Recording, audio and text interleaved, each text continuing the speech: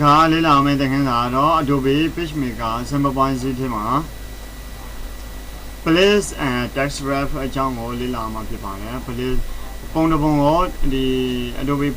Pagemaker thế của thế chuyện này rồi đó phải anh em đó place của đó này vì mà về text wrap nó từ thế rồi ra này rồi từ thế là sao rồi mà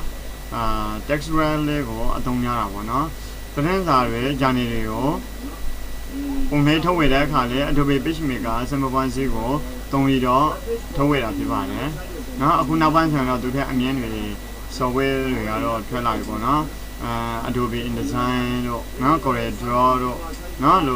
software đấy tụi anh đã là software đấy xin nhớ đấyဒါမဲ့ဒီ Adobe Pagemaker 7.0 ကလည်းဒီကအခုလက်ရှိသေးကိုအသုံးများနေသေးပေါ့နော်မြန်မာပြည်မှာလူကြိုက်အများဆုံး software ပေါ့နော်ကြည့်ရရင်တော့အခုဓာတ်ပုံထဲမှာဖြစ်တဲ့အတွက် file ကိုသွားမှာဖြစ်ပါတယ် file ကနေပြီးတော့ place ကိုသွားပါမယ် place ကို keyboard ပေါ်ဆိုရင်တော့ control D နဲ့လုပ်လိုက်ပါနော်ကြည့်ရဆိုရင်တော့ဘယ်နှမှာထားလဲကိုထားတဲ့နေရာကနေပြီးတော့ယူရမှာဖြစ်ပါတယ်ကျွန်တော်ကတော့ဒါ Brunei country အကြောင်းကိုရေးထားတဲ့စာပိုင်းမှာ Brunei မြေပုံကိုထည့်ချင်တယ် open နဲ့ထည့်လိုက်တယ်ဒီလိုပုံစံမျိုးပေါ်နေလိမ့်မယ်နော်အဲ့ခါမှာကျွန်တော်လိုချင်တဲ့ပုံစံလေးတွေကိုဆွဲ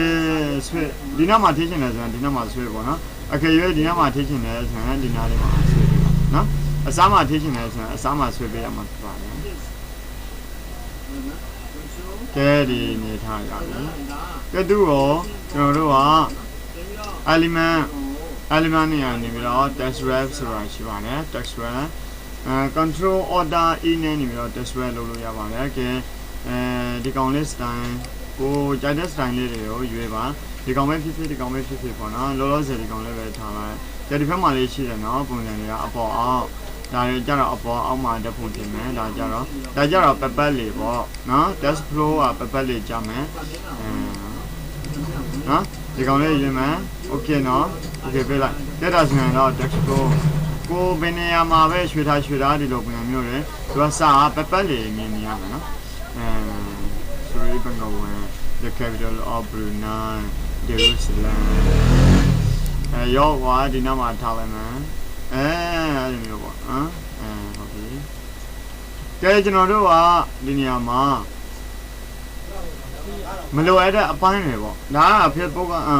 Google ကနေဒီတိုင်း save လုပ်ထားတဲ့ပုံလေး screenshot ရိုက်ထားတဲ့ပုံဖြစ်တယ်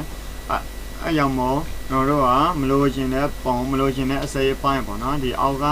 အစိပ်အပိုင်းလေးကိုကျွန်တော်တို့ကဖြတ်ထုတ်လိုက်မယ်ဒီ Adobe Pagemaker မှာဖြတ်ထုတ်ချင်တယ်ဆိုရင်ကိုမလိုချင်တဲ့အပိုင်းလေးတွေကိုမလိုချင်တဲ့နေရာလေးတွေဖြတ်ထုတ်ချင်တယ်ဆိုရင်တော့ crop tool လေးရှိပါတယ်ဒါကတော့ Photoshop ကိုအသုံးပြုနေတယ် Photoshop ဆရာတွေကတော့တီးပြီးသားပါတဲ့အထွေထူးတော့ပြောစရာမလိုပေါ့နော်Adobe company ကထုတ်တဲ့တူးတွေတော်တော်များများဟာ software တစ်ခုနဲ့တူတာများပါတယ် Adobe Photoshop ကိုလေ့လာဖို့တဲ့လူကတော့ဒီတူးအကြောင်းကိုအထူးထွေပြောစရာမလိုတော့ဘူးပေါ့နော်အဲ့ကြောင့်မလို့ text tool ကိုဒီ crop tool ကိုယူပါတယ် crop tool ကိုယူပြီးတော့ကျွန်တော်တို့အရင်ဆုံးဒီကောင်ကို select မှန် crop tool ကိုယူလိုက်တယ် crop tool ကိုယူပြီးရင်ဒီနေရာနေပြီးတော့ကျွန်တော်တို့လိုချင်တဲ့အနေအထားထိကိုမလုပ်လိုက်လဲဖြတ်ထုတ်လိုက်တယ်ကဲဒီလိုမျိုးပြန်ရွှေ့ရှင်တယ်ဆိုရင်ပြန်ရွှေ့လို့ရတယ်နော်တွေ့လားရောက်အဲ့ဒီနေထားပြန်ဟောတယ်အောက်ကနေနေရှာမယ်ကဲဟုတ်ပြီဒီပုံအနေထားကိုလည်းကျွန်တော်တို့ကလိုသလောက်ကိုကြည့်ကောင်းတဲ့အနေထားလိုချင်တဲ့အနေထားတွေကိုပြန်ပြင်လို့ရနော်ကျွန်တော်ကဒီအနေထားထိကိုမယူအကုန်လုံးဒီမှာရှင်းနေတဲ့နေရာလောက်ပဲလိုချင်တယ်ဆိုရင်လည်းအဲ့လိုမျိုးယူလို့ရပါတယ်ကဲဒါဆိုရင်အခု crop tool လေးကိုယူပြီးရင်ဒီနေထားထိကိုဖြတ်ထုတ်လိုက်တယ်ကဲဒါဆိုရင်မလိုရတဲ့နေရာတွေကမရှိတော့ဘူးကဲဟုတ်ပြီနောက်ထပ်တစ်ခုက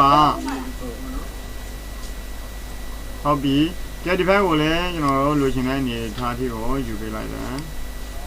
ဒီနေရာမှာ page ကိုပေါ်ပြရမှာပါတယ်ပြောဒီနေထားထိယူပေးလိုက်နော်ကဲဒီဘက်ကိုလည်းပြောဒီနေထားထိယူမယ်ဒီဘက်ကိုလည်းပြောရပြီကိုလိုချင်တဲ့အနေထားကိုရပြီဆိုရင် save လုပ်လိုက်ပါနော်ကြည့်တာကတော့ ဒါဘရူနိုင်းအကြောင်းကိုရေးထားတယ်ဆိုတော့ဘရူနိုင်းကပုံတစ်ပုံကိုခြေတန်းကြီးဖြစ်တယ်နော်ဘရူနိုင်းနိုင်ငံရဲ့ကဲဒီကောင်လေးကိုအောက်ရှာလိုက်တယ်ဒါတစ်ပိုက်ပြီးတော့ပြီပေါ့နော်သူ့ကိုလိုင်းတားရှင်တယ်ဒီဘက်စာပိုက်နဲ့ဒီဘက်အောက်ကစာပိုက်ကိုလိုင်းတားရှင်တယ်ဆိုရင်တော့ line 2လေးရှိပါတယ် line 2ကိုဆွဲတဲ့အခါမှာ shift key လေးကိုနှိပ်ပြီးတော့ဆွဲပေါ့နော်ကဲဟုတ်ပြီသူ့ကိုကျွန်တော်တို့ကပါတယ်ထည့်လို့ရလဲဆိုတော့ pay and store ဆိုတာရှိသေးတယ်နော် pay and store အဲ့မှာ store ကိုပုံစံတစ်မျိုးနဲ့လုပ်ချင်ပါတယ်ကဲသူ့ကိုတခါ right click ထောက်လိုက်တယ် right click ထောက်ပြီးတော့ pay and store ကိုတော့မယ်ပြီးရင်အဲ့မှာကိုလိုချင်တဲ့ color ရွေးလို့ရတယ်နော် pay color ကို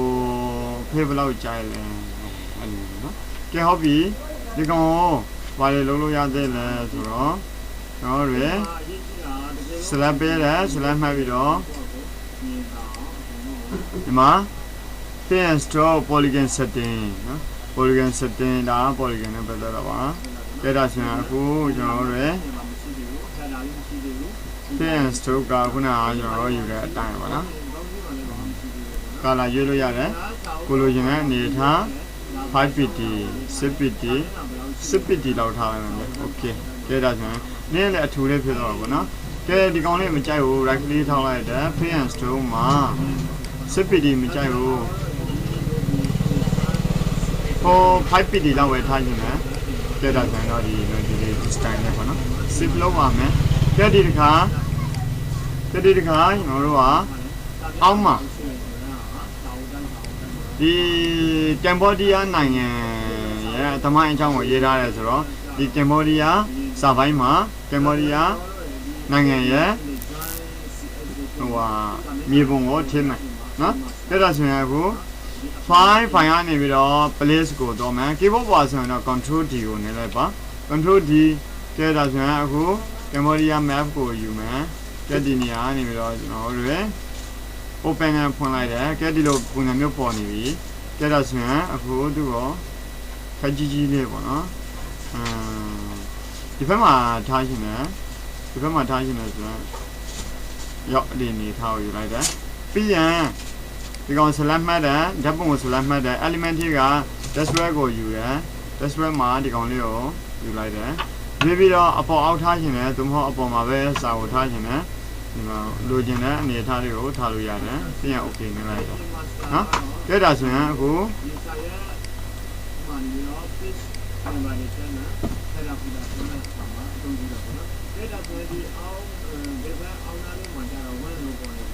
တဲ့အပေါ်မှာစာထားပြီးတော့အောက်မှာဓာတ်ပုံကိုထားတဲ့စနစ်ဖြစ်တယ်နော်ကဲဒီပုံစံဆိုရင်တော့သူကဘာဖြစ်လဲဆိုတော့ကိုကြိုက်တဲ့နေရာမှာတော့ရွှေ့ထားလို့ရတယ်စာလုံးကပြောင်းတယ်ကဲဒါဆိုရင်ဒီပုံစံကိုပြန်ပြောင်းချင်တယ် element texture ပြောင်းမယ်ဗျာရောအပေါ်အောက်ပဲထားလိုက်မယ်ကဲဒါဆိုရင်အပေါ်မှာရောအောက်မှာရောစာတွေကပေါ်နေတာပေါ့နော်အပေါ်ရောအောက်ရောကဲဟုတ်ပြီကျွန်တော်လိုချင်တဲ့အနေထားဒါစာမျက်နှာ A4 တစ်မျက်နှာမှာ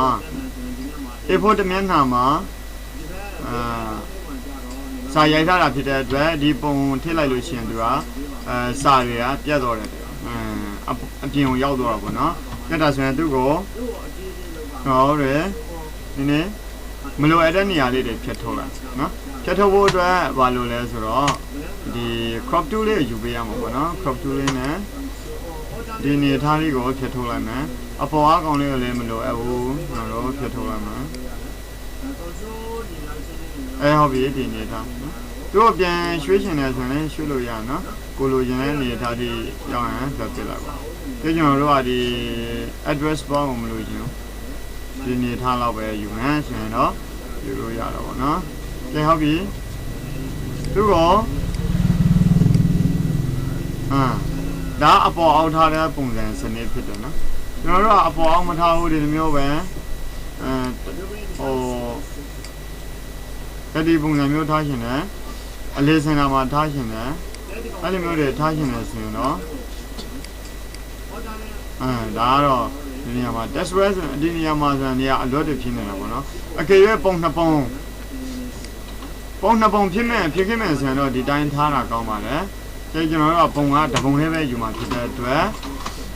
ဒီနေရာမှာ element ကနေပြီးတော့ texture မှာ style ကိုပြောင်းမယ်โอเค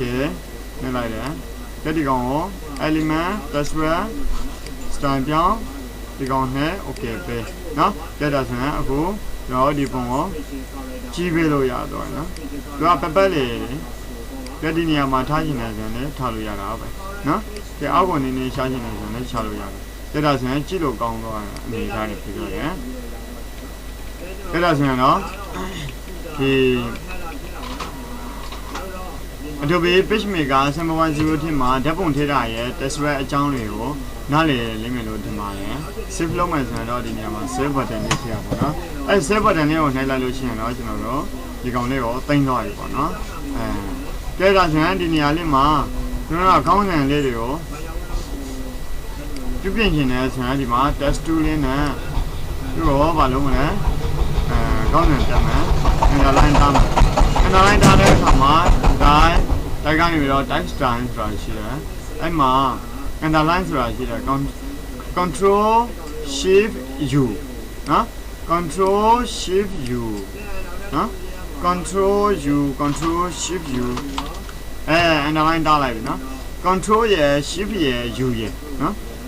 control ရယ် shift ရယ် u ရယ်နဲ့ underline ထားလို့ရတယ်ကြက်တာဆိုရင်အဲ့ကောင်လေးကိုနားလည်အောင်ပြန်ပြောပါမယ် on screen keyboard ကိုဖွင့်လိုက်တယ် control ရယ်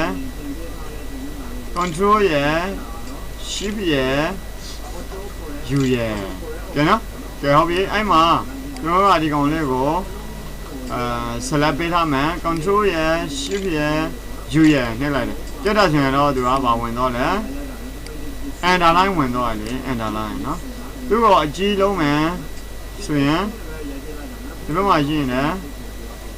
ဒီဘက်မှာကဲဒီညာတော့ရအောင် test time နဲ့ကိုဘိုးအထူလုံးမယ်အထူကလှုပ်ထားပြီးအဲ့ဒီလေးလုံးမယ် control shift i control shift b control shift sp နော် control shift sp control shift b control shift sp control shift i control shift u နော်ဟုတ်ပြီ reverse လေးလုပ်လို့ရတယ်အမျိုးဒီနေရာမှာsite ကိုပြောင်းမယ်ဗျာ site 18ပြောင်းလိုက်မယ်အဲ့ခါမှာနည်းနည်းကြည့်လို့ကောင်းတော့နော်ကြက်ဒီကောင်လေးကိုကျွန်တော်တို့က select ပေးတယ် select ပြီးတော့သူတော့အကြီးလုံးမယ်ဆိုရင် type ကိုတော့မယ်ဒါစာရိုက်ထားတယ်လေစာရိုက်ထားတယ်ဆိုတော့ type နဲ့ပတ်သက်ပြီးတော့ကျွန်တော်တို့ကပြင်လို့ရတာပေါ့နော်မိမိစကြနော်ဒါ alignment မှာလည်းဒီတိုင်းပါပဲနော်ဒါတော့နောက်ထပ်သင်ခန်းစာတစ်ခုမှအသေးစိတ်ရှင်းပြတော့မှာဖြစ်ပါတယ်အခုကတော့ကျွန်တော်က site မှာ18လောက်ပဲထားပြီးတော့ဒါကို okay ပေးလိုက်ကြက်တာဆိုရင်တော့ Adobe Pagemaker 7.0 ထဲမှာ place and text wrap အကြောင်းကိုတော်တော်လေးသဘောပေါက်လိမ့်မယ်လို့ထင်ပါတယ်ကျောင်းသူကျောင်းသားတွေအလုံးအစင်ပြရပါလိမ့်နော်